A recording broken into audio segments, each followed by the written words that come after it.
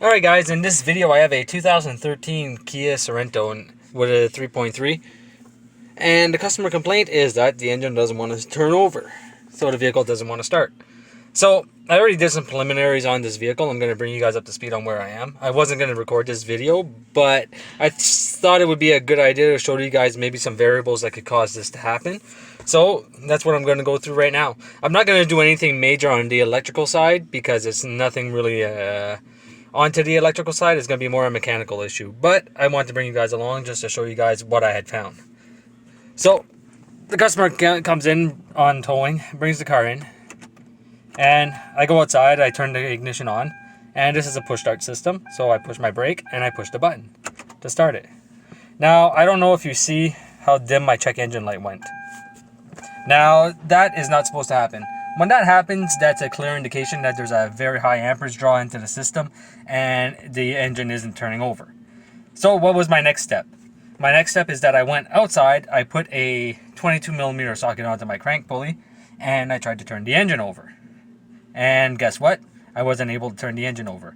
So I'm going to show you guys that right now at the same time. So now I'm going to show you guys the crank pulley while I'm trying to turn it.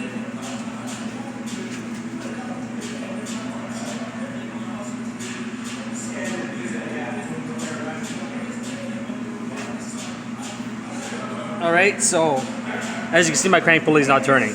Now, I was trying to figure out what could cause that to happen, and it's either going to be a seized engine or maybe the starter. So I think it would have been a good idea to go check out my starter. So I'm going to bring you guys along for that at the same time. I already took off the mount. I haven't done anything else to it. So right now what we're going to do is take and unhook the starter, and we're going to see if we can turn the engine over after the starter is unhooked. Alright, so now I'm going to remove the starter bolts.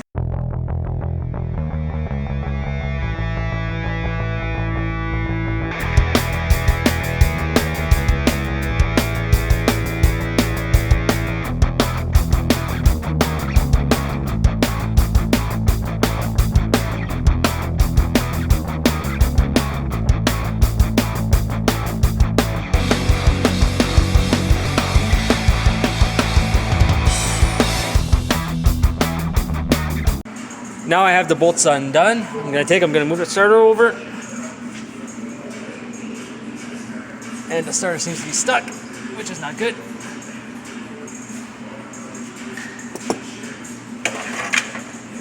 A stuck starter is never a good sign.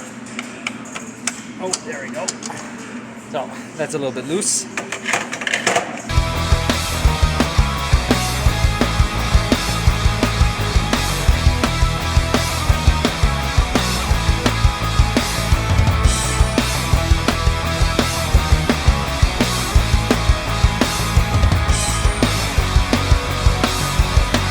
Alright, focus you guys back up onto the pry bar. Give you guys a better view. Ooh, some more lighting. It's always fun. So as you can see, I took and I loosened up my starter, and now I'm going to take and try to turn it over.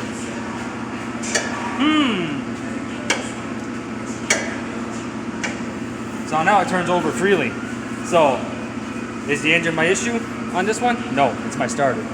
And in total, with removing the mount and getting to this point right here and testing it with you guys, took me roughly about an hour. So don't forget, there's always a variable, and take and check everything that has to do with the mechanical system before you hop onto an electrical system. Just because you might have an issue with the starter doesn't mean it's an electrical issue. See, in this case, it's actually a mechanical issue, where my starter is actually staying engaged and blocking the car from actually starting.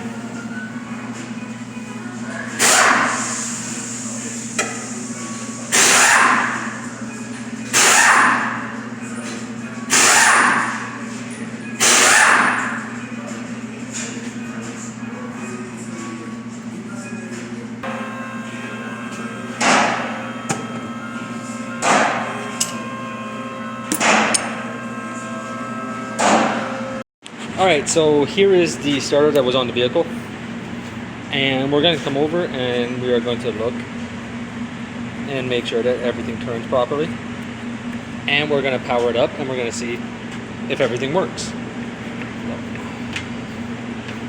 I'm going to be using my kit, my splice kit. Well, my circuit tester kit, I should say.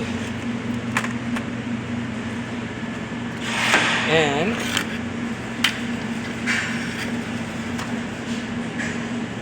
we're going to add our ground for a bench test.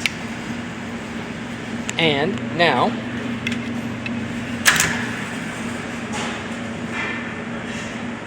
touch. As you can see, everything works there. Now if I take and I add power and ground,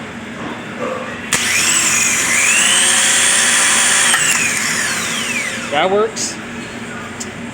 So let's put this guy here. We're going to put him onto the motor side, and now we're going to touch just our solenoid, and both of them should activate at the same time.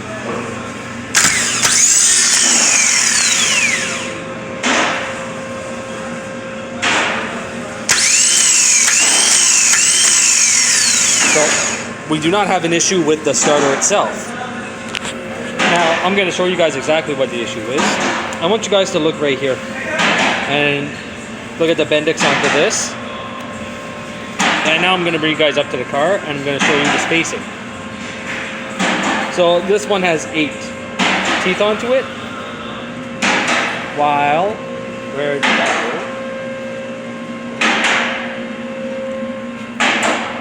go? Let's see if we can see in there. I don't know if you guys see how fine my spacing is onto my flywheel. So, try to give you guys a visual. And if you can see, the bottom tooth here looks damaged. So my guess is that the starter, well, not that my guess, I actually know the starter has fewer teeth than what it's supposed to, and the teeth are actually pretty wide. So it was actually making like a, how can I put it? It was just jamming up the engine. And if we come over here, I'm going to show you a starter that I found. Take a look at the number of teeth onto this one.